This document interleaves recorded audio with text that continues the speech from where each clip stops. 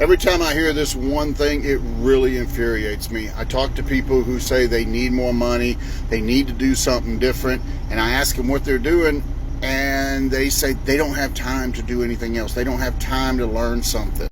That's the biggest crock of BS. I sit in a truck and drive a truck 10 to 15 hours a day. Then I go home, I work on my business for 2 to 3 hours a night, and then I make time for my family before going to bed.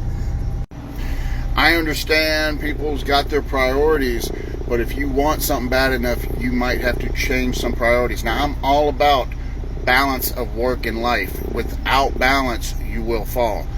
If you want something bad enough, you will rearrange your time to get it.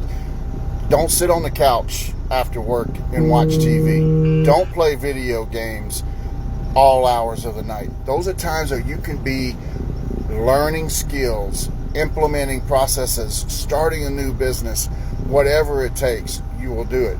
If you want to learn more on how you can get started and how you can get the time to learn to change your life and make the future that you deserve, like and follow this video.